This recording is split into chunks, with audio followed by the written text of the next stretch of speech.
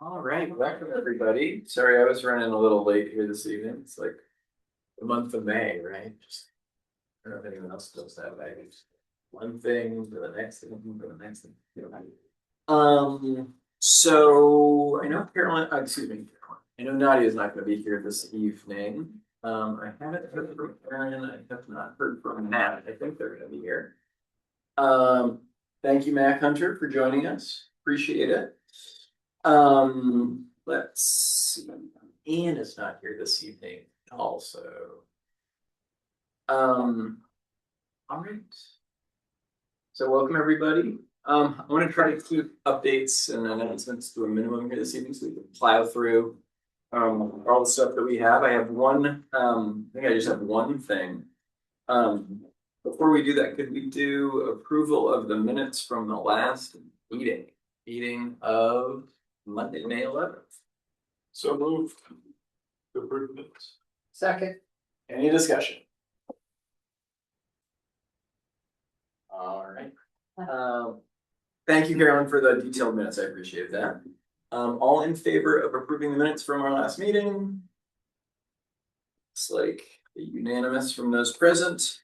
Alrighty. So I think I just have one update or announcement, or actually, it's actually a request for a motion.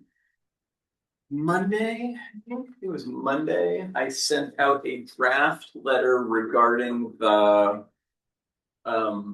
the inclusion of pedestrian improvements on the new Cathants River Bridge.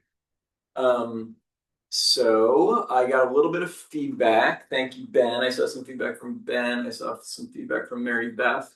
If anybody else, I guess what I'm looking for, I didn't get any feedback that said this is a terrible letter and you should redraft it. Most of the feedback was tweaky kind of stuff. So if I could get a motion to approve the draft letter, there might be some minor tweaks, but it's like minor stuff. And we'll get it to them as soon as we're able.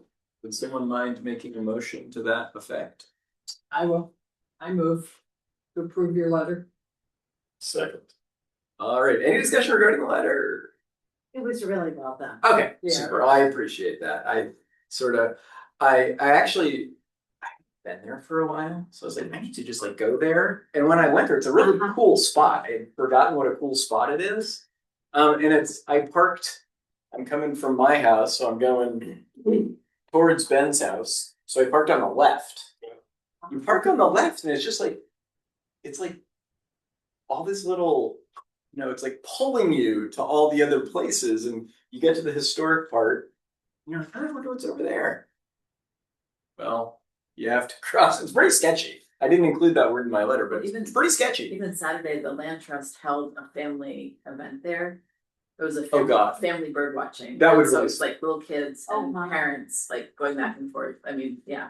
That would really be. That would really be. Like, I was thinking I was there by myself, but I was like, I wouldn't want to run back and forth across this bridge with my kids. Yeah. Because you can't see people coming. So anyway. They should write a letter supporting it. Say that wrong. What's that? Maybe they should write a letter supporting it. What? And that's let's go. Right. So that there is going to be a DOT public meeting. I think that's what they call them. Public meeting about these. So usually they open it up as like a virtual thing, and you can put in your comments. I don't know if there's actually going to be a live meeting. I doubt it just because it's such a small project, but there will be other opportunities for public input. So Great. okay, so Mary Beth made a motion, and I think Ben. Okay, all in favor of the motion to approve the draft letter? Thank you so much, folks. Oh, I didn't see any decision. Everybody said, okay, super duper. All right. Hopefully, no adjustments to our agenda this evening. Okie dokie. I think Can I ask over this? We have enough people, yeah? we have 6. We have a quorum. Yeah. Yes, sorry. Yeah, thank you for checking that. And yes, I haven't heard from Matt or Aaron, so I just want to. oh, Matt's here. Okay, cool. Oh, Matt might be in Colorado. Oh. That's right. Matt might be in Colorado. Okay. Yeah, sorry about that. I Oh, had to get myself together and realize it was 3:30. It was 5:30. You're dead. Yep. Good. All right. Glad you made it, Matt.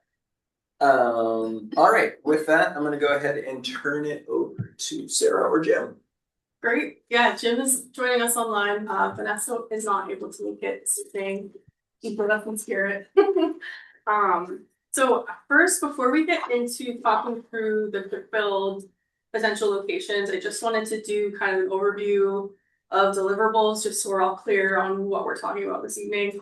So, the first deliverable, which we're gonna be talking about after the quick builds, is the policy, which you should all have in front of you. If you don't, I can pass them around. I did a few copies too. Okay, great. So that is kind of the part one to the plan and policy.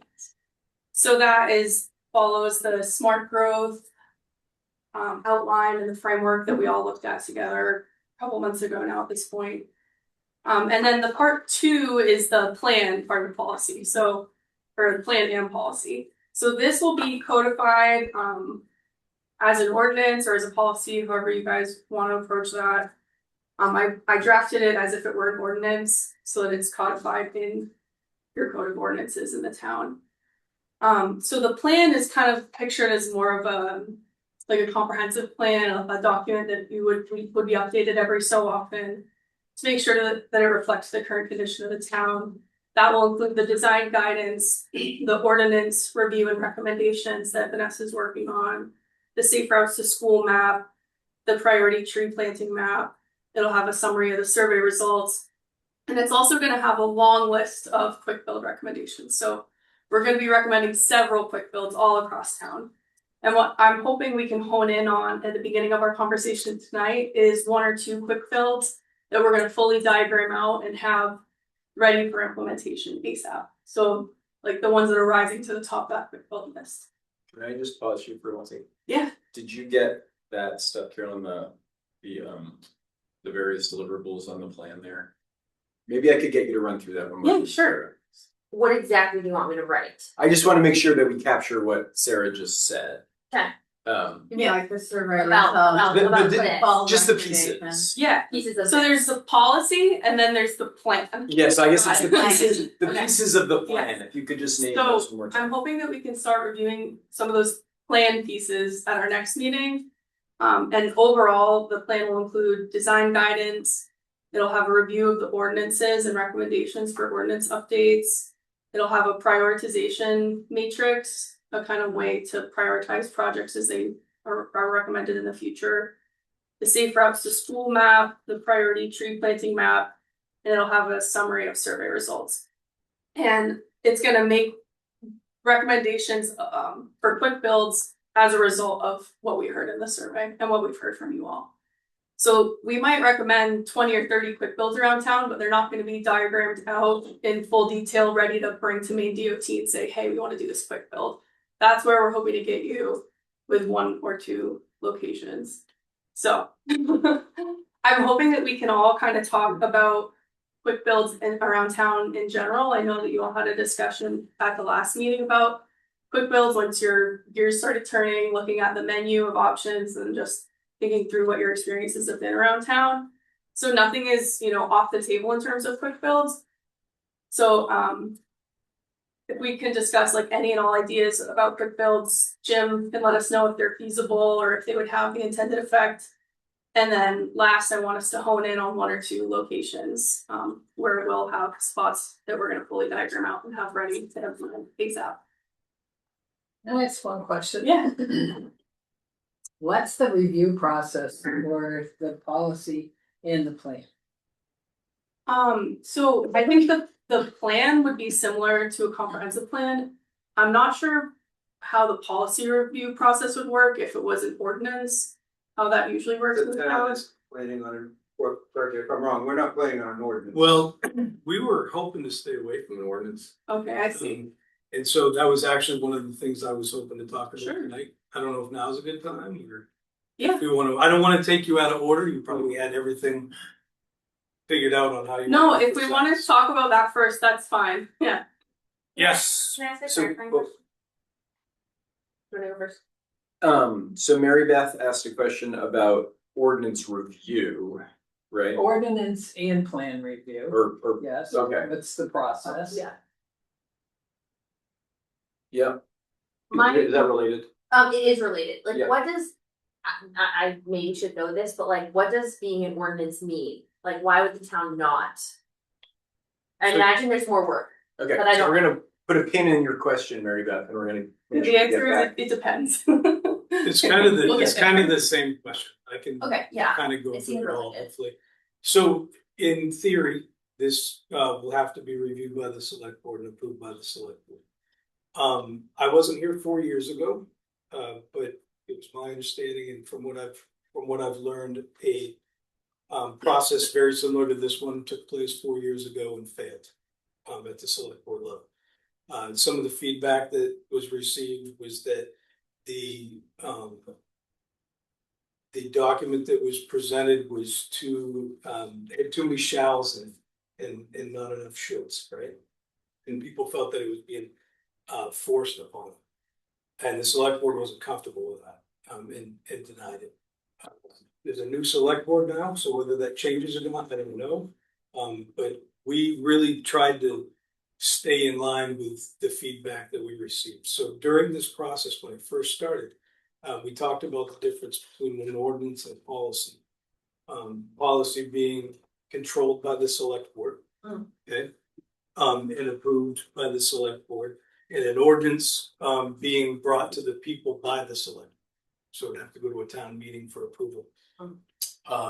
You could look at it potentially as a little more stringent than ordinance would be, because it would have to be, anytime it wanted to be changed, it would have to be changed by the people. And a policy could be modified by the select board and a little bit more flexible.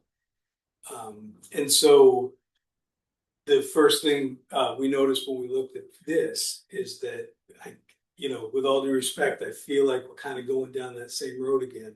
And there's a lot of what appear to be mandates and shalls, and a lot of pretty heavily worded language in there that I think is going to have a negative effect and shy people away.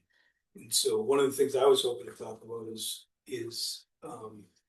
how can we massage that and make it a little bit more palatable for the select board when it goes in front of them, so that we don't end up in the same spot that they were in 4 years ago. Could I just add a little bit? Not to, I think I basically agree with what Jeff said, but 4 years ago when that happened, that was a citizen group that brought that to the town. It wasn't a town committee. So we had a charge from the select board to do this. When Mark Waltz initially came to us, he asked us for an ordinance. That was the initial ask. Later that became, you guys should figure out policy or ordinance. And so we all through this process have said, this is one of the key decisions that we need to make. Is this going to be a policy or is this going to be an ordinance? At this point, Right. so I don't have a personal opinion on that. Yeah, But no, that's, I don't that's wanna- what happens just from a process perspective. We were asked for an ordinance. Yeah. And then later was like, well, maybe it should be a policy. And then it was like, you I'm guys not should gonna figure tell you this out. I'm not gonna tell you that I may not be wrong. I don't believe ever recalling in my conversation with Mark Waltz him wanting an ordinance. So maybe that was something I missed. But That was at one of our meetings. but I think it's very clear at this point that the town, I think, would like to see more of a policy and more of a best practices, best recommendations, here's some resources, that kind of thing, and not the mandate that's written out. Quite frankly, for no other reason that it's just not. I don't think it's possible. I think it's going to be very, very expensive, and it's going to prevent future projects from being done. Unfortunately. And what does the select people say? Have you been exposed to any of this yet, or just besides these meetings? I lean toward the policy. And a policy can always be upgraded to an ordinance later. If the policy works and it's steady, that can go to be an ordinance, but I prefer policy because it can be changed at a selectmen's meeting other than going to a town meeting and have it changed. So, I see and Jim, town meetings a yearly thing, so it's, well, yeah, point taken. Be interesting to see what some of the successful communities. get its hand up and Around shut up us. or anything, or- So back, I mean, we've kind of Right. been through that. When you look at communities around us, some communities have policies, Right. some communities have ordinances. In terms of the language of the documents, they tend to be very similar. Right, They have a different legal connotation, but that's the difference. So what matters is that we have something that stands, not.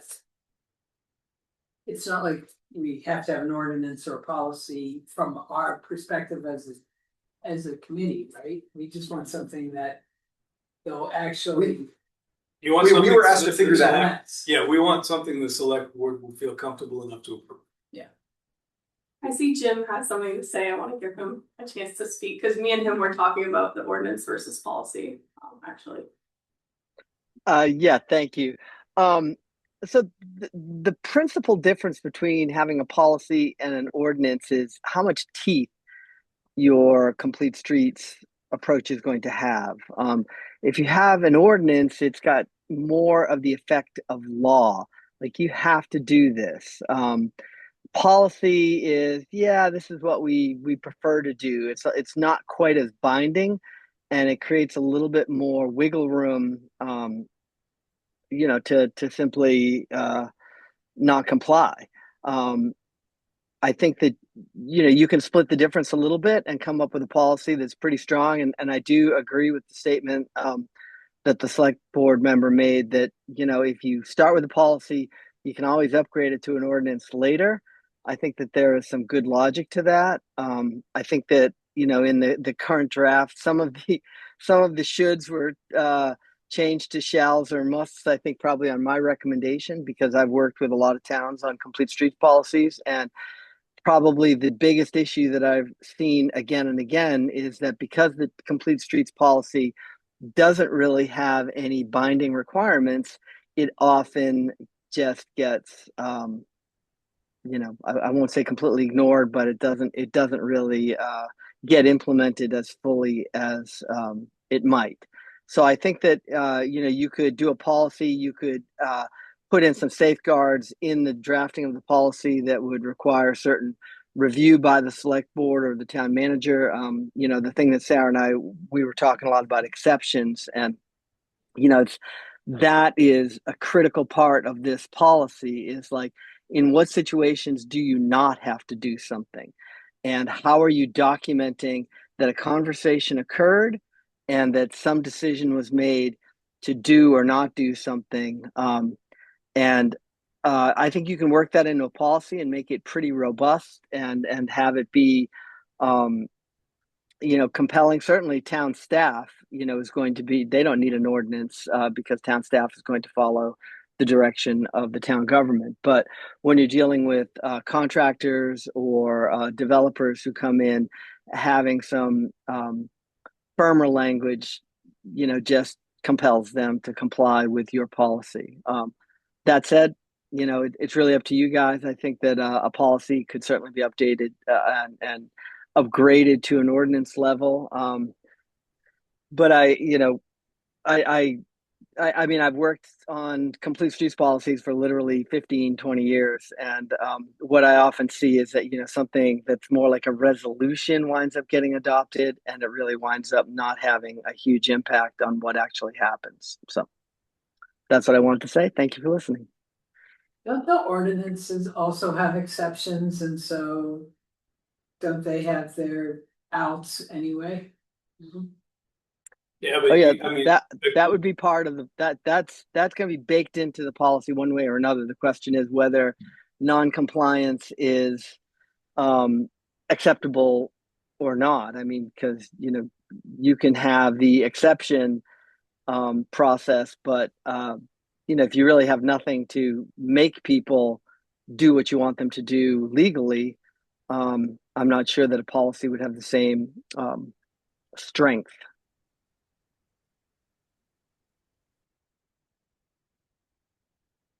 So just in reviewing, just to maybe reiterate what I said a minute ago, communities around us have language that looks pretty similar to this, and some of them are policies and some of them are ordinances. They all have exceptions. They all have the same, it's the same formula. It's all the same stuff. So I think we should keep this in the back of our mind as we go through this. Yeah. I think, so yeah. Let's stay on the policy since we're there. If everyone wants to just take a couple of minutes to read through it, I know I didn't give you much time to read it ahead of time. Take it all in, and I totally agree. I think we want to get it adopted, so however we're most likely to do that, however is the easiest way to do that, I think it's a good path forward.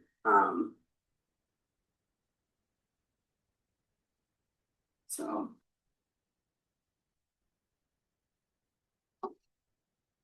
And I wanted to say that I'll make sure that this is in the Google Drive, and I was let it percolate overnight over the next week or so. We can leave comments in the Google Drive or Google Doc.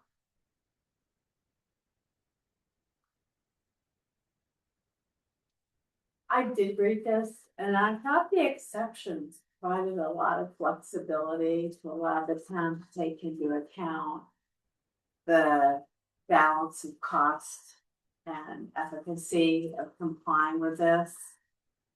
So I thought that was well done, and that there was some flexibility built in here for the stuff that you would normally think might get in the way.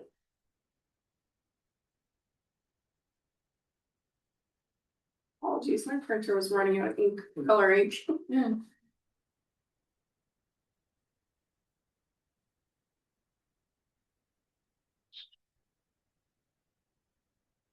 Can I just comment to that real quick? I Yeah. think that makes a lot of sense. I can appreciate that. I think the way I was looking at it is instead of building in exceptions for a policy that we're creating, to create more of a document that provides you best practices and allows you to choose. One of the concerns that we have is when you're talking about the town as a whole, and you're talking about construction projects, a lot of our money is used to resurface roads and things like that.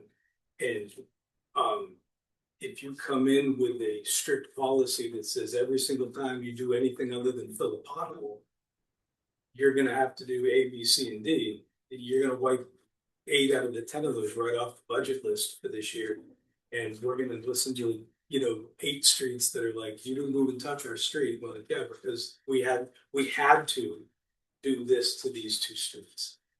And I think that's what we're trying to avoid, is getting painted into a corner financially. I mean, because if we were to do this, we wouldn't be approved for it. Understood. Yeah, giving thumbs up from Jay. Big thumbs up. Yeah, even the ordinance will have flexibility and will, routine maintenance is exempted. I mean, the DOT policy, for example, is has a whole list of projects that simply do not apply, and certainly that could be something that was built into either the policy or the ordinance to avoid exactly the situation that you just described. You don't want to have the policy be so restrictive that you don't have any flexibility. And I think that, what Sarah, Vanessa, and I are working on is absolutely something that's going to let you, choose from options. I mean, I actually told Sarah, avoid coming up with a prescriptive, in this road geometry, you must do this, because it creates the kind of situation you're describing. The idea is that you want to steer people to best practice, design guides, and simply say, this needs to be talked about and considered, and then there needs to be documentation that it was talked about and considered. And so, the best policies that I've seen are ones that include a kind of a letter or a form that says, here's the project, here's what's being considered, here's why we did it, here's why we didn't do it. And so that level of review still exists in either case. So I think that either whoever has ultimate authority in determining compliance, whether it's town manager, could be your DPW director, could be a bunch of people. But there is a way to, document that the conversation occurred, because really that's the most important thing, that you're talking about doing something. And in some places, it's simply not going to be feasible due to, geology, geometry, just the amount of difficulty that would be required to make it happen. So I hear what you're saying, and we're absolutely thinking about those concerns as well.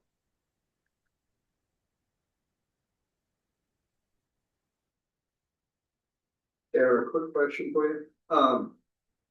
When the initial town manager, Scott Chansky, came to me about being, the point of contact for the committee, and then when town manager Waltz took over, both of their comments to me were that they were looking for some type of chart, like the Yarmouth traffic calming toolbox. They were looking for best practices, consistent processes for complaints, criteria, traffic calming suggestions. I just want to make sure I heard you earlier right. That's the stuff we'll talk about at the next meeting. Yeah, exactly. Okay, all right. Is that both times they explained to me that that's what they were looking for as a town representative. So I'll save my stuff for the next meeting and more than this. I just want to make sure that there is a robust piece of that we're going to talk about for the next meeting. Okay, thank you. Not over the plan. Yeah. Okay. Yeah, I think that's why I wanted to talk about the two different pieces at the beginning of the meeting, because I know it's confusing, but yeah, the policy is very much a formulaic thing. Yeah. Can I just maybe ask one clarifying question? So I'm just referring back to Sarah with this thing, which we looked at way back. Yep, Okay. exactly. So I'm just looking through all the pieces from this thing are in this thing. Yep. Okay, and they seem to be they're basically in order, and it's pretty similar. So, if there are particular pieces that we feel like we should look at here, maybe let's do that, and then I think we can probably just say go home and take a better look at it, and we can then talk about quick builds. Does that make sense? Yeah. Okay. I'm sorry. sorry to be nag, but I still am not clear on what the process is for the review. So we're gonna review it. And then what? Is it just, I would go to the select. then it goes to the select board, or is there any kind of No, hopefully, discussion? hopefully that's what we're here for, is to, You'll bring it back? well, and no, you're gonna bring it to the select board. But We're here to try to guide you so it's successful. I'm sorry, Mary Beth. I thought your question was about reviewing it in the future. Me too. But you're talking about this I'm initial. talking about now from draft Oh, okay. to- I'm sorry, I misunderstood. to presenting what's the steps, and also, is there no community involvement? I mean, yeah, there certainly can be. I think for the plan, there will be. For the policy, I would leave that up to you all if we want to have we had talked about doing a sneak preview, kind of a celebration of adoption of the process. So that could happen before adoption and be a last chance for input kind of an event. Makes sense. In fall time. It would seem like you'd want to do something educational for the community to showcase, this is basically just guiding principles, right? And then here's where the rubber hits the road. This is what's going to help us make good decisions for the community. It does seem like something would be appropriate. I don't know about the input or people tweaking it, but I think it also makes sense to have a quick build done before, so you can be look what we did, give us input back on that, so that they can physically see. Then there's a lot of ideas, right? And we have all these great ideas about how we can help the town. But like she said last time, make a change right in front of these buildings, and people are gonna notice. Yeah, yes, they are. And then bring that and that will be on the table already and people already know that like things are happening and that just sort of like can be a draw of like, look what we did, we're gonna do more, and it gets people inspired to be engaged. And no one died. Yay. We did it. I don't know, sir, if there were any parts you wanted to call out. I guess Mary Beth, I was looking at page, maybe we're not numbered, like next to the last page about the annual meeting part, like an annual review type thing. Which is not something I've seen in every other one of these documents. It seems like a good piece, I like that. Yeah, the thinking there is that it's like a reason to have continued community engagement, even if there isn't some fire to put out. It's proactive in a way to invite stakeholders from the community to put it all out there on the table of what issues they're still having and what things might need to get added to the plan in the future.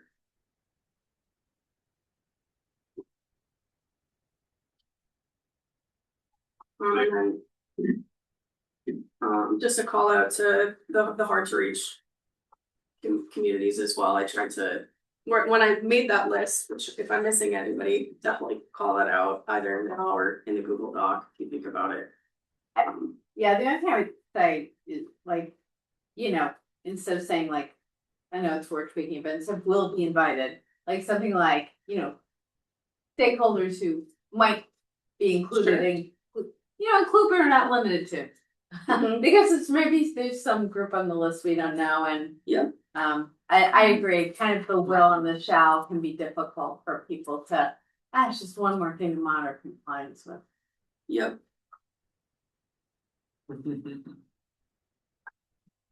Awesome. Can I just ask a real quick couple questions? You might want to go over it next time, but maybe we'll put it on people's radar. Under section E, it says incorporate green streets. Where are you? Yeah, first page? First page. Or no, first page. Second page. Sir, maybe we could do page number. Second page? Yeah. Under sustainability, section E, it says incorporate green streets and stormwater integration where feasible. But there's no definition of green streets. We didn't know what that was. Yep, I can add that to the front. And just a question, not to spend too much time on it, just curious why there was quite a bit on equity. Kind of feel like a lot of that should just be assumed. It's kind of why this whole thing exists. Yeah. So to specifically call it out was interesting to us. Where are you, Jeff? Where are you looking? It's actually listed in a couple different places. Equities, F under sustainability. Purpose or vision? That was a big part of the grant. It was a big part of the grant. Yeah, I was gonna say, it seems like I think it's a big part of the grant. Yeah, not disenfranchised, but yeah, communities. Yep. Yeah, I think that was a big part of the grant. Served communities, or was it Yeah. a big part of the grant? Yeah. In transportation projects, especially federally funded ones, they have requirements that you have to make considerations for those communities. Specifically, people with disabilities, people with low incomes, all the ones that are listed there in any transportation. Yeah, no, that's fair. It just caught us off guard. I mean, it's exactly why everybody's here doing what they're doing. Right. Yeah. Just kind of seemed strange to me, but Yeah. okay. Thank you. Yeah, I was thinking in the plan itself, there'll be maps, like of census data of those populations, so that can be taken into account in the future. But if it's not just like, oh, we need to add an ADA ramp, and it's not something obvious, that's has to do with equity. That it's, oh, we're adding this crosswalk here, and this is a low income neighborhood or something like that. Thank you. Yeah. Any other questions? Okay. We can move on to quick builds and yeah, take some time with this and we can certainly make some time to discuss it the next week as well. Anyway, again, sorry for not giving you more time to read it ahead of time. So for the quick builds, I know Jim and I have our ideas, and probably everybody has their ideas of what they would like to see done around town. So I guess, do we want to start with just in general, quick build ideas? I want to hear what you guys would Okay. Yeah. Okay. Well, I think we totally, I'm speaking for Jim and myself, but, so I'll let him speak after, but I think that these, crosswalks out front that Chief had mentioned, I think that's a great idea, for one of the ones that we diagram out for both of those crosswalks. Adding bump outs so that people have, a safe landing, and adding the freestanding gateways. I think Jim had recommended, a rapid rectangular flashing beacon, is that what it is? And maybe doing a raised crosswalk to just improve visibility. Can we pause just for a second? Sure. So Sarah and I asked Mac to come over to sort of hear what we're doing. Can we maybe just define quick build for Mac, who hasn't been in every one of these meetings for the past 6 months? I think I get the gist of it, but I appreciate you bringing me up to speed quickly. Well, I think it's important that you know. It would be nice to have you go, yeah, that sounds like a good idea, or I don't know. Low Just cost. here to observe. Right? Yeah, the idea is that they're low cost, low barrier, improvements that can happen quick. So, and they, aren't necessarily temporary. Sometimes they can be installed quickly and they're reinstalled year after year, or they can stay installed for a very long time. Understand. Yeah. Jim, do you have anything to add to that?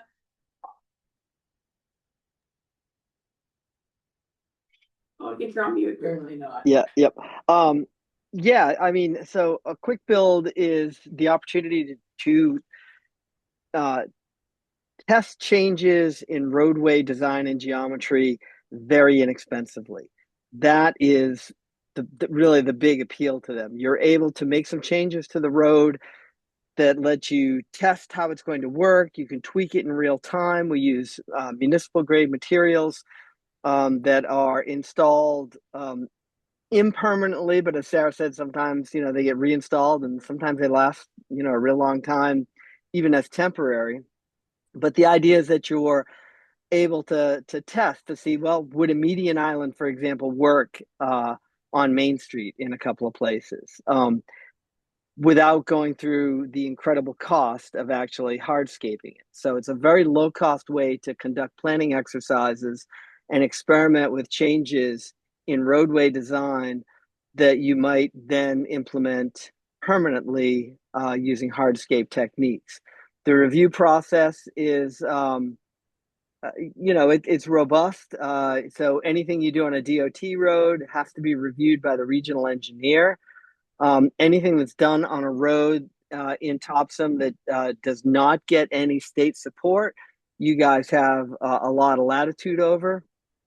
But these are designs that typically get reviewed and let you try something different. And DOT is increasingly very supportive of this kind of work because they're really starting to be concerned about the spike in vulnerable user fatalities that Maine has been seeing. I mean, pedestrians, I think we're up to 25 fatalities this year already in Maine. And so, the DOT is interested in figuring out ways to slow traffic down and improve safety. Because hardscape projects are expensive, a lot of people are turning to these demonstration projects or quick build projects. They're called quick build because they go up really fast, and they come down really fast if you need them to.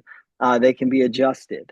So I hope that helps you a little bit. I mean, I did a whole presentation. I have a whole menu of things that I've done around the state, and I'm leaning into one particular design quite a lot for Topsham, based on some of the locations that have been discussed thus far. And I'm happy to review some of those when you guys are ready. Yeah, Jim, if you want to talk about that now, I invite you to take the reins. Okay, well, so Sarah gave me the green light to actually start creating some preliminary designs for a few locations. And the email that Chief Hagan sent out a couple weeks ago that talked about the locations basically in front of the municipal buildings is kind of where I started. And so probably the easiest thing for me to do is to share my screen, and you guys can look at them on the big screen and I can talk through. That sound good? Great. Let me see. I think I pulled Topsham out. Where is that? I went ahead ready to go, and of course now I'm trying to find it. There we go. Okay.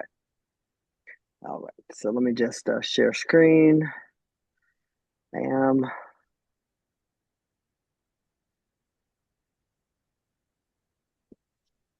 So let's start with Main Street because that's where we said we'd start. So there are no fewer than 1, 2, 3, 4, 5, 6, 7, 8 crosswalks between the bridge and Route 196. When Vanessa and Sarah and I drove around, we talked a little bit, kind of building on some of the chief's comments. Like, Main Street does make sense as a location to lean into a little bit and do some projects on. And so the first one, moving from north to south, this is Monument Place. This is the intersection that's just a little bit north of where you guys are all sitting.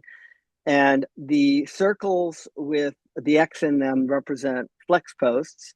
They're obviously not to scale, and they are conceptual only. But the idea here is that we could provide a little bit of protection to that big crosswalk across Main Street using a combination of flex posts. And then I've actually even spec'd the idea of putting down some speed bumps, which I've done to help protect the middle of the crossing. So it would just sort of, kind of be an extension of the existing median a little bit further. And then we'd augment it with some flex posts. So it would have greater conspicuity.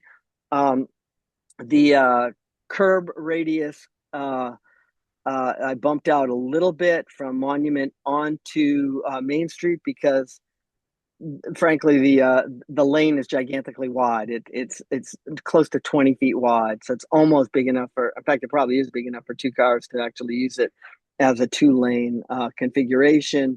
All of the I didn't really mess with lane width very much, simply because that's another whole conversation. So all of these designs, everything that I'm going to show you in the next 15 or 20 minutes will have, or less, 15 minutes maybe, will be at least 11 feet wide, which conforms to the standard lane width for the Maine DOT. So this is something that I ginned up for the first intersection. Again, long crosswalks, high-speed traffic, tons of volume. What we're trying to do is create friction so that people slow down when they approach these crosswalks. They're aware that there is something, more going on there than there was, and it should improve comfort quite a bit.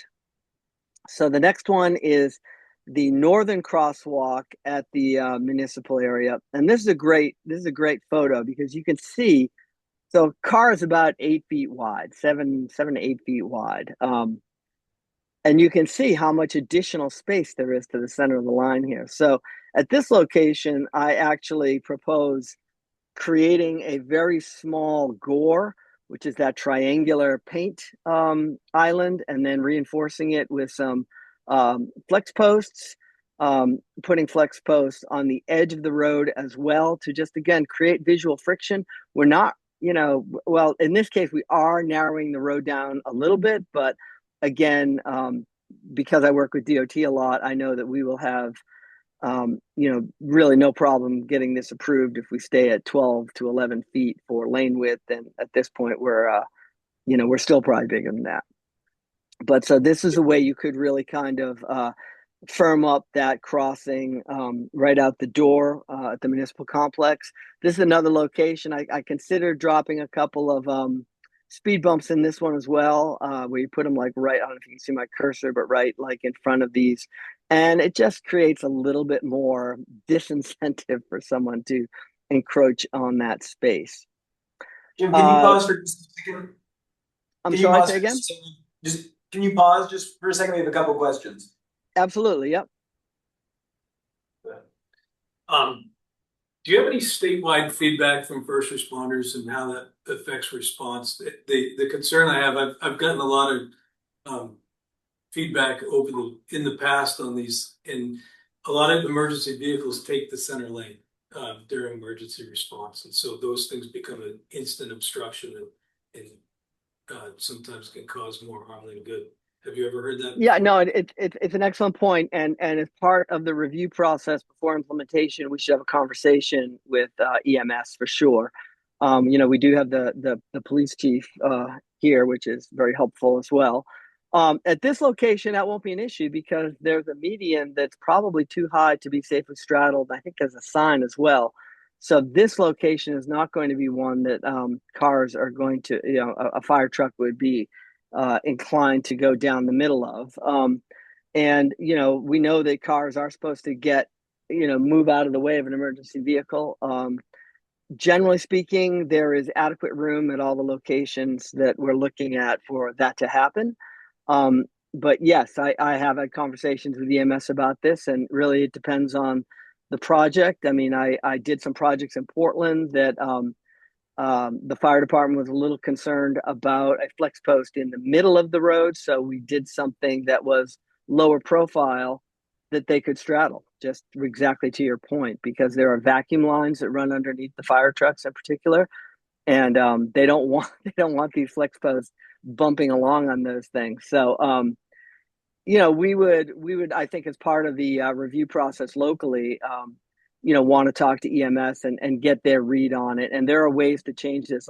Some of these vertical elements can be substituted for low profile elements that a vehicle could straddle, but a passenger car certainly would prefer not to hit. It's not really going to do a heck of a lot if they hit it, but it's going to give them a bump and a jar, and they won't like it. So yes, I hope that answers your question. Yeah, thank you. So Jim, are you just basically going to proceed southward down Main Street? I am. Unless Okay. you want me to go somewhere else. I did. So That's great. I put ourselves to each project. I put some thought into all the locations that was in the chief's email. He mentioned Main Street. He mentioned Elm Street. He mentioned Forside, and he mentioned Mallet.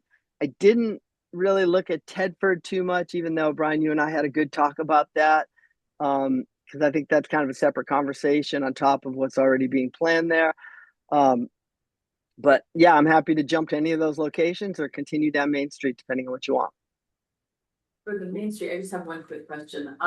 There had been talk, I don't think I mentioned this, of like maybe not keeping all the crosswalks. There's the one just south of this one that's currently on the screen that has the blinking light.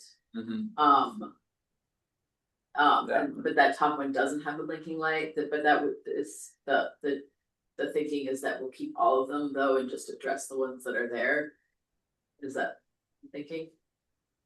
That's completely up to you. I will say that I double checked the distance between the crosswalks to confirm that they complied with Maine DOT policy on crosswalks. They prefer there to be at least 200 feet between every crosswalk. And these are like almost 300 feet. So you're hitting DOT spec on the spacing for the crosswalks in this area at being over 200 feet. And so it's really up to you, the town and the DOT, because this is a DOT road, whether you keep all these crossings or not. I guess it's really a question of how much they're used. The one at the corner monument in Maine gets a lot of folks walking across to the post office. That makes a lot of So sense. and as it is, you have to cross over to get to the crosswalk. Yeah. So I would never use that one currently. Yeah, and this one is, I think, in a lot of respects, an easier one to jump on because it just extends the existing median. And God, when I was looking at it, it's like you must feel pretty darn, adrift in the middle of a sea of asphalt when you're at the middle of this crosswalk where that little jog is, because it's it's a good 50 feet across.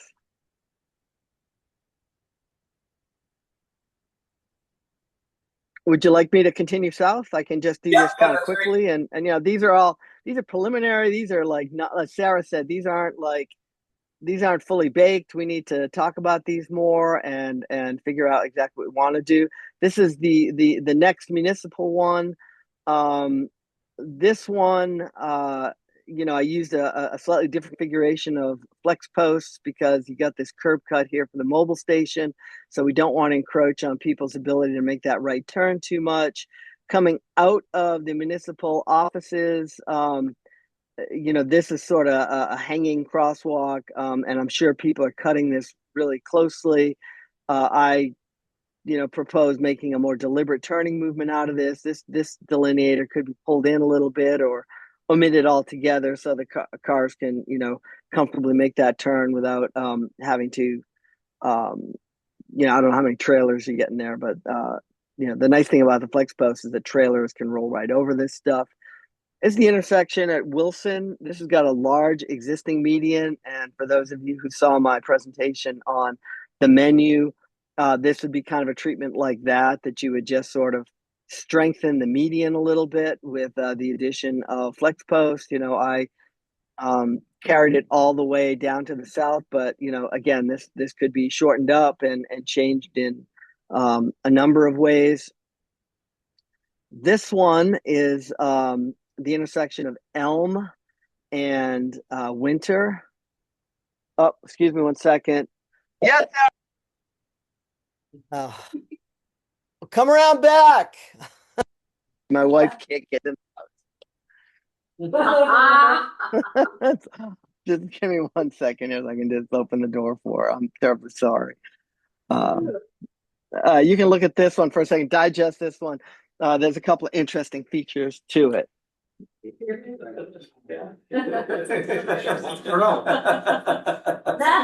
like red, that red area, do people go flying around that corner? Oh my gosh, It's so narrow there. Sorry, I mean, that's church, right? narrow. No, narrow like coming up the hill on Maine. Like it's not like there's like you think I'm crazy. I'm not sure what you're talking about. To turn right onto Elm?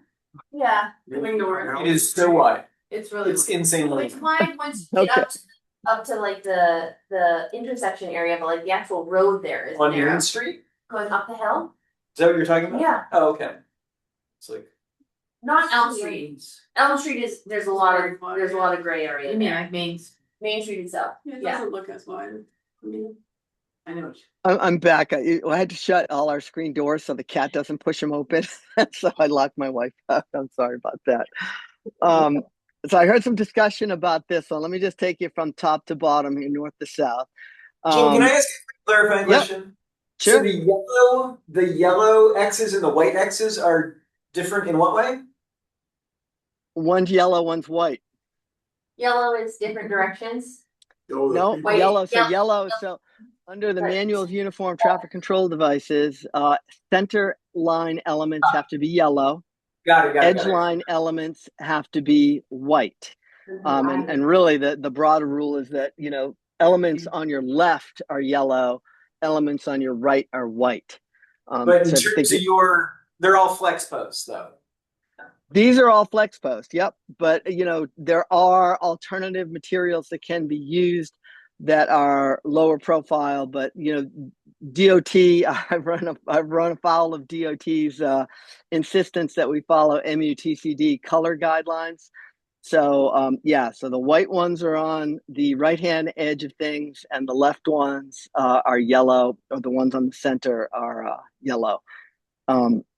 And so the white ones at the top there, what I did there is I did bump out the curb a little bit because it seems like a really fast, big turn. I think that you've still got tons of room for even a large vehicle to make that move. But the nice thing about a demo project is that we could we could drive a school bus through it or a fire truck through it, or we could use mountable elements instead of flex posts. The moving down, so there I put a one yellow on the center just to kind of create friction in this big odd shaped intersection.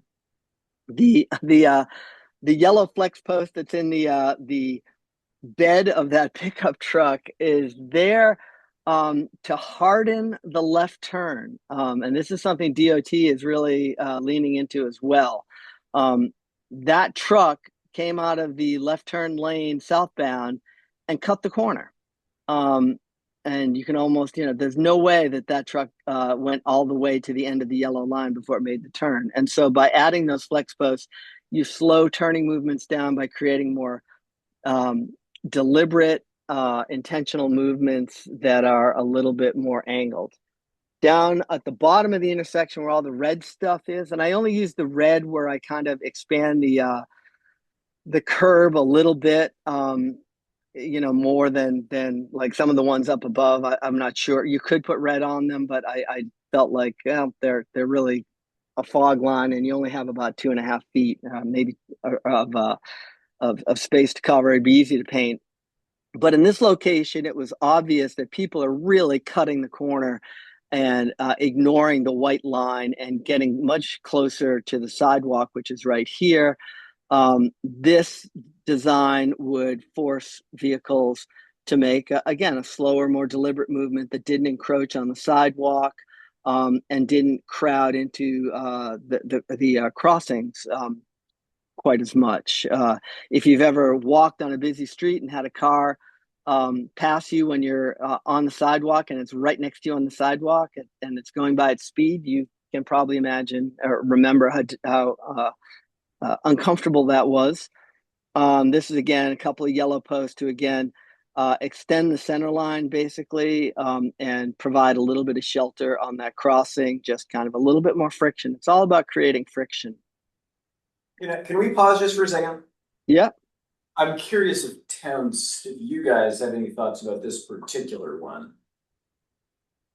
I like what he has. People do take that corner hard right when they're coming up the hill and turn onto Elm Street, and they are cutting it short, and that is a long crosswalk. It's incredibly long. Yeah. It's hairy, even for a young guy like me. There's a little trouble with the fire department because they're coming down and trying to make that left. Yeah. In the center. The one in the pickup truck's a concern. Yeah, Yeah. but that can be moved by, what I'm saying, so, but that people move around that corner, so I like what he's showing. Okay.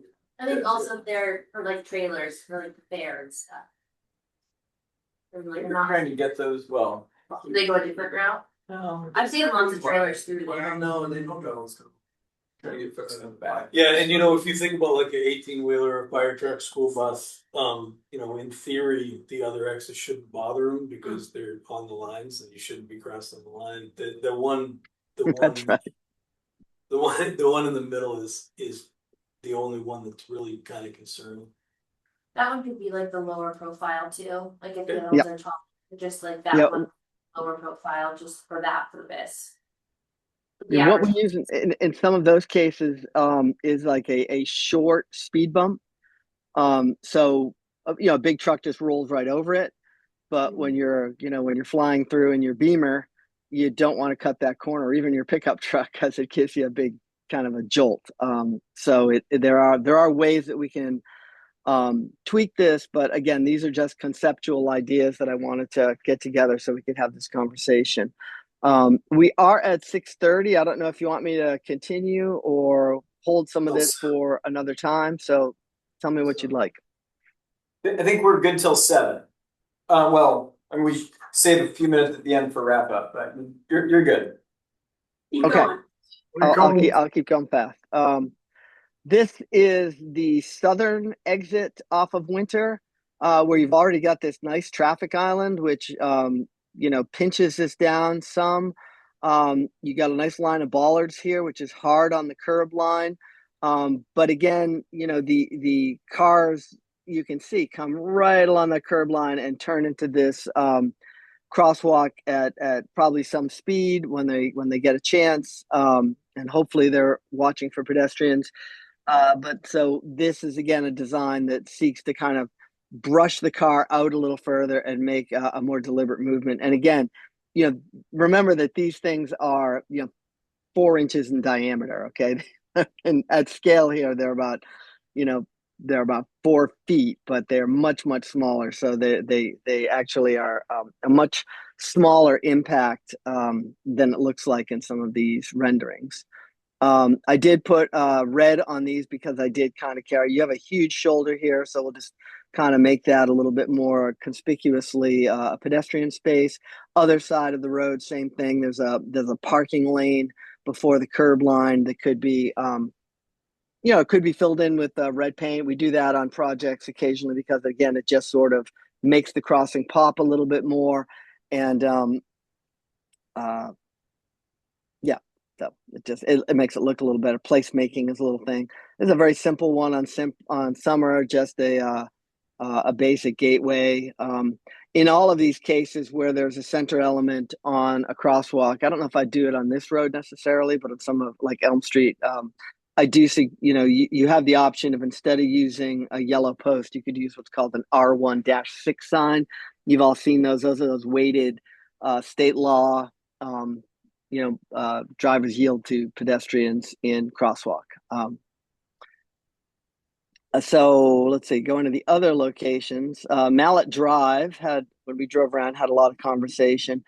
Mallet Drive is a location where those freestanding gateways that I talked about in the presentation on the menu of objects could be used. It's about 3,300 feet long. And so my suggestion is that you put a freestanding gateway approximately every 600 feet. I mean, this is a cheaper and faster alternative to putting down speed tables or something like that. We'd have to, again, this might be a location where we'd have to talk to emergency response a little bit, but again, it does seem like there is adequate room on the shoulders for cars to pull out of the way of an emergency vehicle that's coming on. There's one crosswalk on Mallet, kind of towards the north end.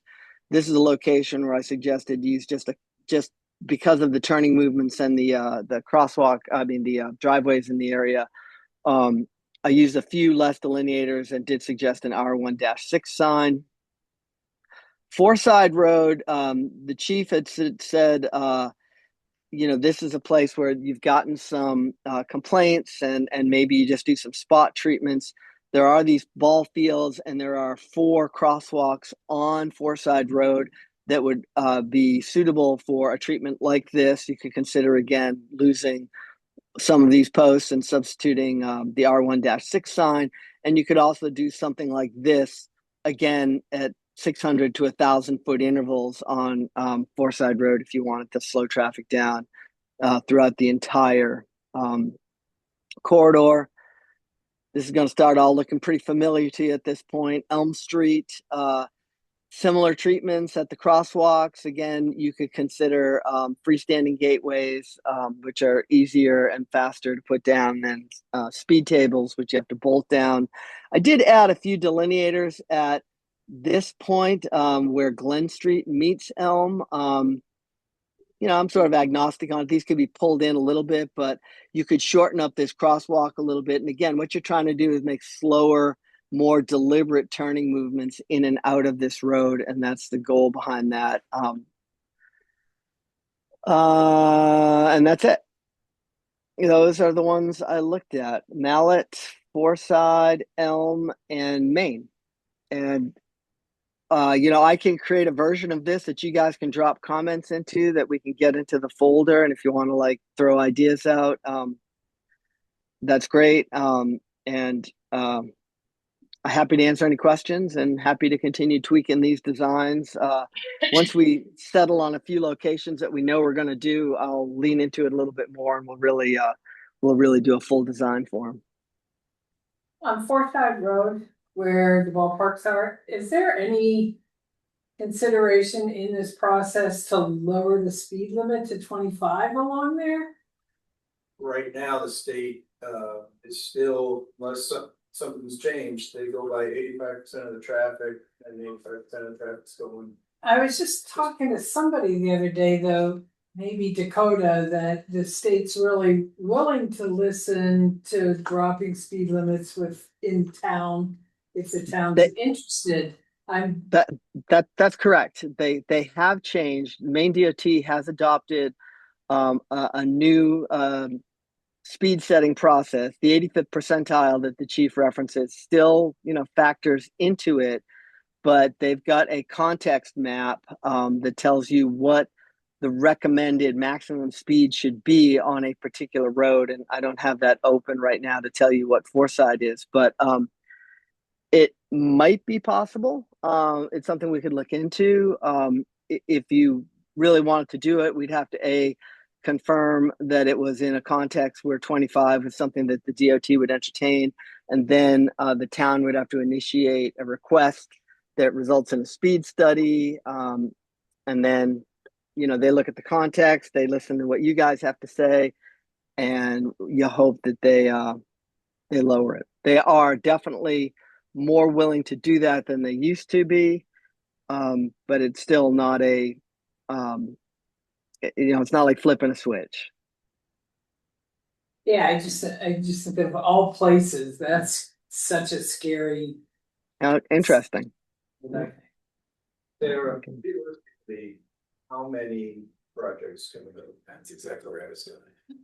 Like, what do you mean do? So I think, These temporary pop-ups.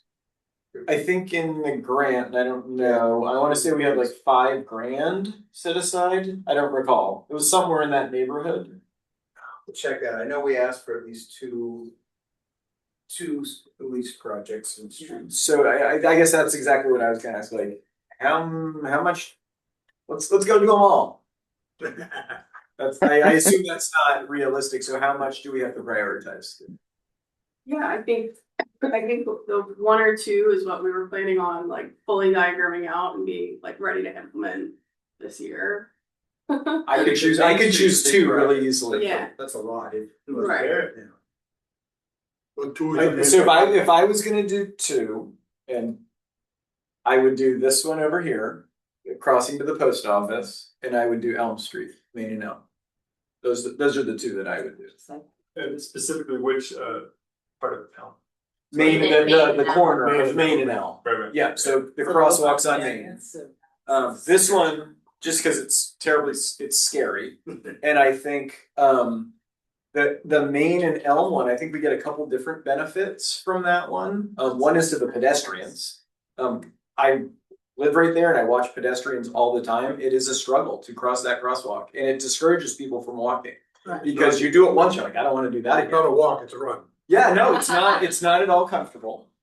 And then you watch people, so you're delivering an immediate benefit to pedestrians, but also I think we lose all of the other things that happen on Main Street. People come around that corner and they hit the gas. They just, because they're flying around the corner in their car. And so all of that speed stuff that we've got well documented on Elm Street now starts right there. Because people come around the corner way too fast. And so they're just cruising. Beat that line. Well, and it happens in both directions too. But those would be my top two. I agree with those two. Matt, the bridge itself, there are two illuminated crosswalks down there now. Are they planning for a crosswalk close to the bridge? Or is that a temporary thing for the workers? You idea? No, do not know the plan for a crosswalk down there. I assume.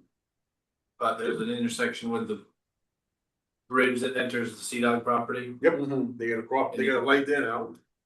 And then a Is it light still there on It it. is, No, yeah. no light. Well, the blinking lights. There's two blinking lights. They got two blinking push buttons, they're there. No, but I'm talking about the one-way bridge. There's No, no blinking, correct.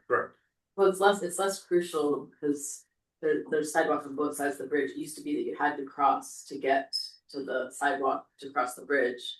So I wonder if that's not gonna be as I'm important. hoping it won't be that way, but it's confusing now. You see those two lights pretty close to each other. Right. Across. Yeah. Yeah, it could be just because the employees coming out to get out of there. So, I have no idea where that's gonna be. No, I have not seen it. What happened to the bike lanes? I don't think they're done the bridge. I think they're going on. There's not enough room for It doesn't Enough matter bridge? the bike lanes on that bridge. Huh? Yeah, there There's is. not enough room. There is, are they gonna Yeah. narrow? This is an interesting thing though. We can't not have time to get into it right now, but there's some interesting psychology going on. Well, I have a quick question. There are One question about this. These temporary posts that you're putting up, are temporary, right?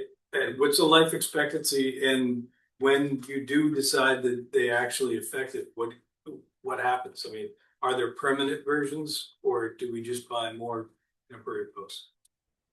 Well, so I put them down with an adhesive called butyl.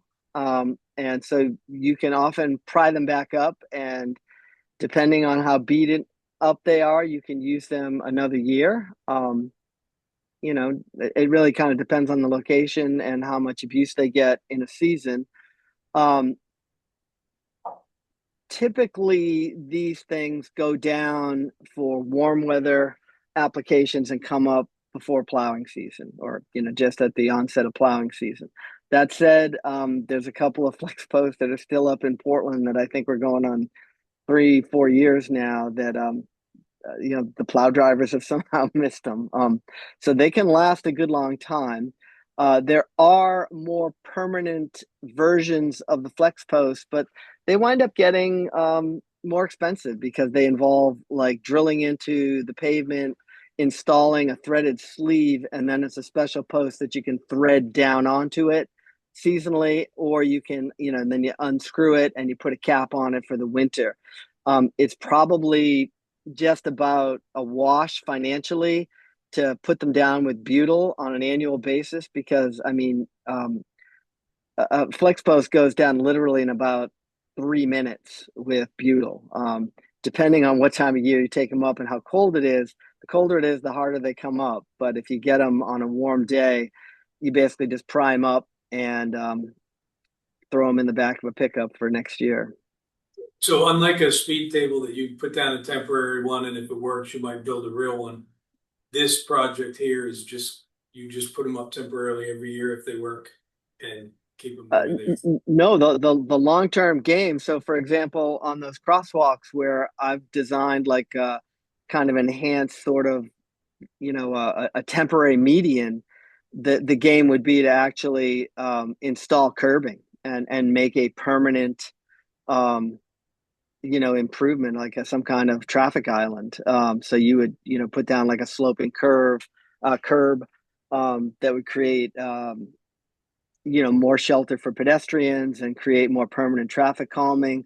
In the intersection of Elm and Maine, for example, where you've got people really kind of cutting that turn, what you might actually consider doing would be revamping that intersection and moving the curb out like 5 or 6 feet. We did a project in Portland last summer at the intersection of Washington and Presumpscot, which is, not a low volume intersection. And we were testing a design that is supposed to be under construction this summer that will be a permanent change. They're going to put down granite curbing to make it permanent. So the idea is that you can,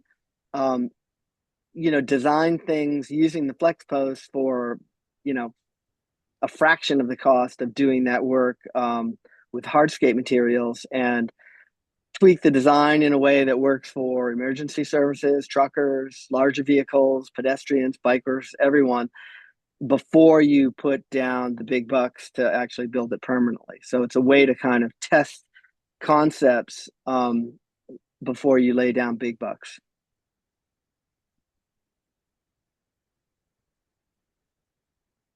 Just from a process perspective, I made a suggestion. What's the next thing? Do you want us to say, go try something? I don't know what the process is yet. Yeah, I think a motion maybe would be the next step if people agree that those are the two that you wanna move forward with. Do we need to check with the town manager before we start allowing anything, I would think? Well, I mean, Yeah, it's not just, to start on the install. no, it's just the motion to do to prioritize it and decide which two projects, and I think we're probably good with that. What was your recommendation for the top 2 priorities? I think Mine was gonna be that one that we discussed and Mallet's very approachable because it's a local road, so it doesn't have that DOT oversight. But that being said, I hadn't seen that diagram that Jim drew from Elm and Winter yet. That one was kind of like I don't even know how to approach it because it's such a weird geometry. So kudos That's to how you I felt too. found something to do there. And that was one of the sites that had the most accidents involving pedestrians and cyclists. So I think that's a really good spot. At Elm. Yeah, at the intersection of Elm and Maine. So Feel I like- I like these locations. The only other piece I'm thinking about is visibility to the public and for getting buy-in for future work and also buy into what we're doing and awareness. And the only reason I think is if it's worth considering the Foreside Fields location just for that reason. I don't know that I would put that as a higher priority over the two that we're talking about, but I just want to throw that out there. Do we think we're going to get the most visibility at these two locations? Obviously, the town hall one, I think I think a lot of people go through the Winter Street and Main intersection, but I just wanted to throw out another top one for me. I think would be Foreside Fields, just for a lot of parents seeing that we're focused on safety, seeing what we're doing, and maybe getting I support for it. that's a good one. I mean, I'll throw it out like this. And Sarah can yell at me privately later if I say too much. But why don't you pick 4 locations? Because I mean, some of these designs are just going to need a little bit more tweaking to kind of be in a state where then you could present them to the town manager or whoever you want to like consult before you take the next step forward, and then maybe out of those 4 we select 2 that we really lean into, or I mean, these are very inexpensive projects. I mean, so the thing that I've created for the Foreside Fields, even if you were to calculate it like $60 a flex post installed, I mean, you're still not really racking up a lot of money here. So almost all of these projects are, sub $1,000, which in roadway work is like incredibly inexpensive. So the Foreside Field still have the yellow flash. You're smiling about that. On the end. Dollars? No, that's all down. Look on a Saturday morning. Yeah. They do. So I guess if we're gonna expand it Yeah. to 4, Foreside, and Mallet was the other one that came to mind for me as being. I think that's a great selection of 4, because I'm sure that Mallet has got, I think the chief said it's got a significant speeding problem. And it's such a straightaway, and there's so many houses on it, and you're either going to make people really happy, and you're going to make a subset really mad, and you just need to be ready for that in any case. I'd be interested, one thing I was thinking of the Elm and Mains. People avoid that intersection by taking a right up Pleasant Street and just tearing up through the residential neighborhood. And back down again. I just live right on the corner of Pleasant and Elm, and so I just, that's something, and I have a feeling this is just gonna encourage more people to avoid it. It'd be interesting to see. I'm sorry, Sarah, doing the Elm in Maine, you think we'll get people to take To another avoid it route? even more than they already do, cause like right now, they do that shortcut, which saves them, 4 seconds, and then. Down Pleasant through Melcher. Is that? They take Pleasant off of Maine and come down to Elm that way. Oh, I see. And there are some limitations, once you get to Elm, you can't turn right certain times of day, but. It's like a very, very heavily used. That would be a good idea. Sorry. No. Turning. So, so I think we named 4. We've got Town Hall North, are we calling it? Yeah, Monument Complex North. Main and Monument. Main and Monument, Monument. that's more specific, Yeah. okay. Main and Monument, Main and Elm, Foreside Field Complex, and Mallet Drive. Yeah. Okay, Very good. someone make a motion to take that to the next step. I'll make that motion. I don't understand what the Mallet Drive looks like, and you kind of glossed over that quickly, so I don't know. Yeah, it was hard. I think the goal is to make Putting a things. few crosswalks in and trying to slow people down, I don't think it's gonna make a difference. Well, I think if I'm understanding this correctly, we're making motion to focus on four. Sorry, I'm still saying five. Four locations with the exact details, as Jim was saying, to be fine-tuned for a presentation to or select board, town manager's office, etc. Right? So like we're not necessarily saying exactly what you showed us tonight for these four locations, we're gonna go build them. It's like these are the four locations we want to focus on. We're gonna get everything together to go build them. Right. And I'll come up, I mean, I can create some conceptual designs that are a little bit further along than what you've seen here. And to answer that question about what Mallet Drive would look like, I don't know if you were present that day. I did the presentation on options, like what the menu is. But what this would be is it would be a series of flex posts, like you'd have two on the edge and two in the middle, and they would be spaced about what did I say, 600 feet apart. And the idea is that they would just create periodic friction down that corridor that people would have to like kind of slow down and pay attention to drive through. Sarah might be pulling up a picture for us. And just like, a thought is, if that doesn't do anything to slow people down, then what a good way to make the case for speed tables or more costly. Well, that's right. Then you go to vertical elements. Yeah, that's right. 3 ways off. So where that Yep, one. so- Yeah. On the bottom left. So go a couple more, Sarah. Keep going. That one. So nope, back one. So this, I think the lower left kind of shows you an approximation, or the one on the right. That was North Yarmouth, Saco, and Mount Vernon. Mount Vernon, we just did, gateways with just single posts.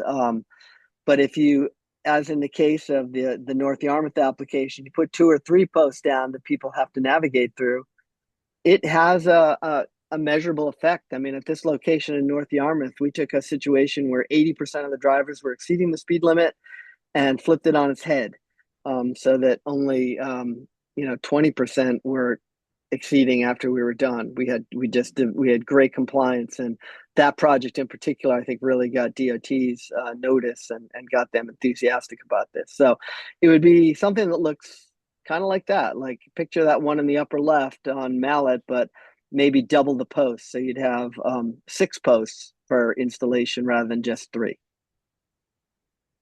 And I've got drawings that I can add that'll clarify that. So when you're sharing it with the powers that be for additional approval, they'll have a clearer sense of what's going on. But I got as much done as I could today because I wanted to have a good set of images for you guys to look at.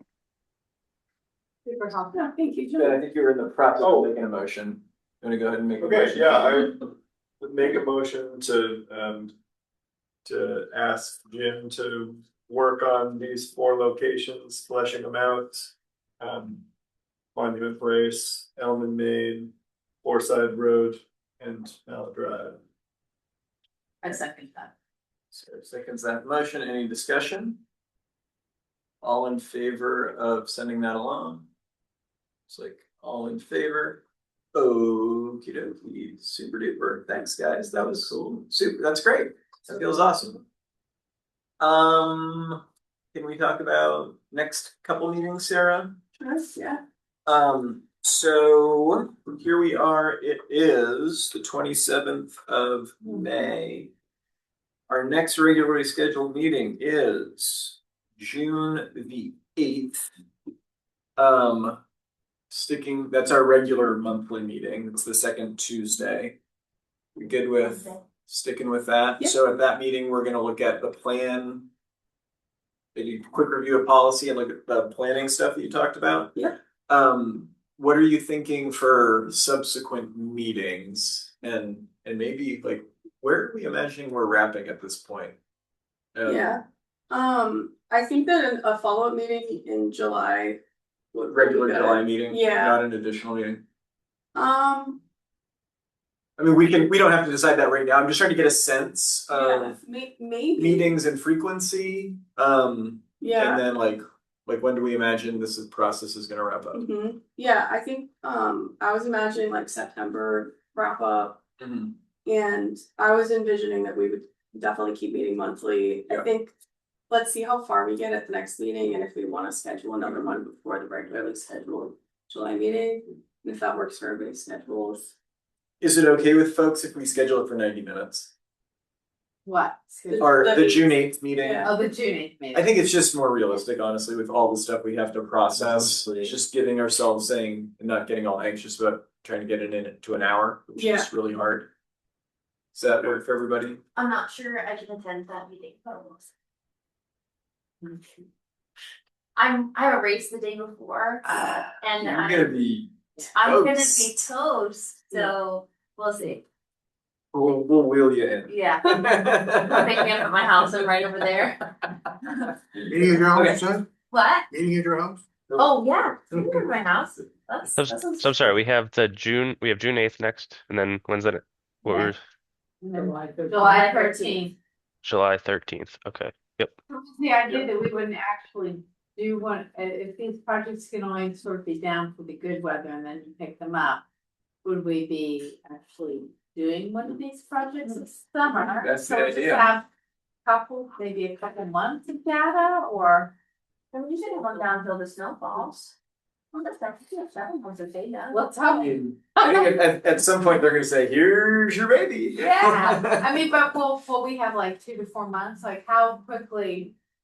Like would these sort of end up being put in place like July or August? These, Probably?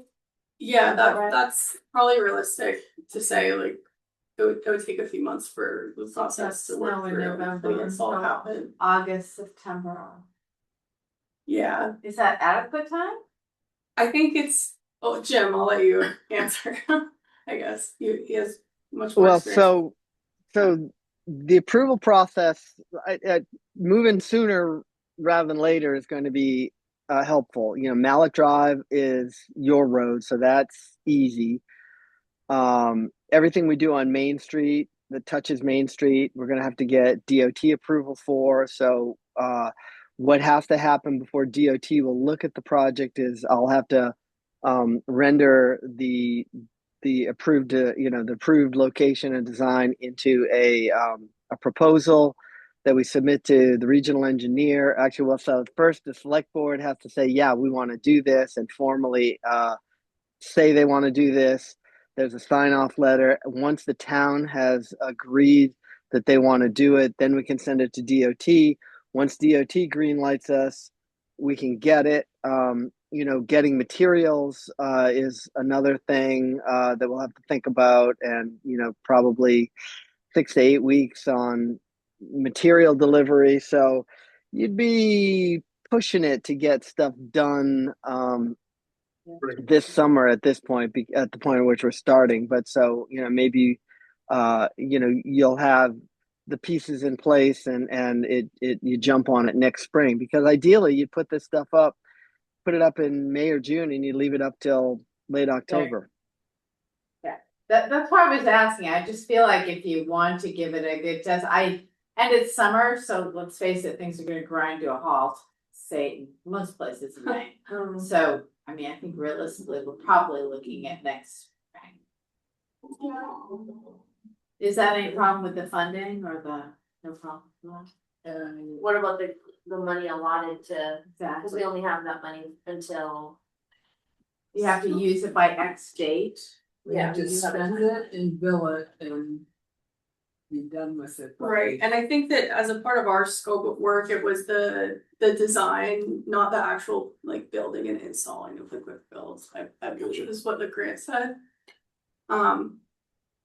If you Did the grant cover cost of material or anything like that for the projects, or? I don't think that was in the scope. I could take a second look, but I think in our, at least in our proposal that we would put together, it was like scoping for a couple of equipment. If that's, I think there was money for, So we had, Something in the bill, like some. I'm bill. looking at the budget we said, on-road demonstration projects, specification.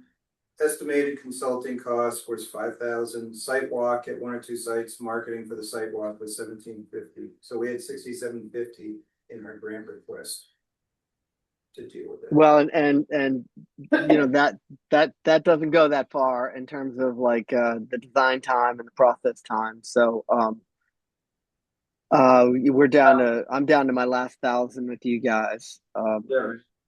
Not materials. Right, no, it doesn't say into. actually, so it actually might work out. If that's the case, it might actually work out because we'd be up for a new budget next July 1st. And so if there wasn't enough money by chance to do it in the spring, We get another you shot. could have the money Oh, we July also- 1st if it was approved. talked about, and one of the reasons why we went with you guys is help identifying state DOT money that might help us do projects. Right. So Yeah, I can Something definitely we reach out to the DOT about we that. should build that into our plan, especially if we're waiting till spring. Let's start thinking about, okay, if we need, you know, $7,000, whatever the number is for the 4 projects, then look for funding outside of the grant to pay for that. Yeah, when I last. Or ask Okay. DOT directly for materials because they've got materials. I'm doing a bunch of projects up in the Bangor area and they're providing quite a lot of material for it. So will somebody be running a project plan to operationalize this? Like, where does that live? In the According to the policy, Yeah. it's your baby. Sorry. Yeah, but I just feel like, it's like opening a supermarket, right? You get, because the lead time to source this stuff. I mean, everything's gonna back into the approval date. And then the install date, depending on how much money's there and whether we have to wait till July for more money or. There needs to be somebody's gotta run a plan. Jim, will you give us a rough estimate of what all that would cost, so we'll know, looking at it, how much we'll need to do each project? I will. I'll come up with quantities for the projects that we've discussed so that we can have a rough estimate or maybe a better than rough estimate about what stuff will cost. We'll also then have a materials list that we can run by Maine DOT. And in my role, so and maybe in your next budget, you can allocate some funds for some time for me to come up there and help your DPW, just learn how to use Butyl if they're not familiar with Butyl and just oversee the installation kind of thing. So that could be something that I'll create an estimate for my time as well. Did you hear him? I did not. He said we're hiring. We can come work for it now. You laugh, but I'm available as a contractor, so. Anthony, we use those 3 little posts where the turn is. That must be the bugle that he's talking about. We actually screw those in. Oh, really? Yeah. Work Better. okay too. Wow. All right, folks, we're a little bit past time. We've got a plan for our next meeting. Thanks everybody for a productive evening. And can someone want to make a motion to head home? Mary Beth has made a motion. Is there a second? All in favor of going home? Thank you. Thanks, y'all. Have a good night. Thank you, Jim. Thanks, Sarah.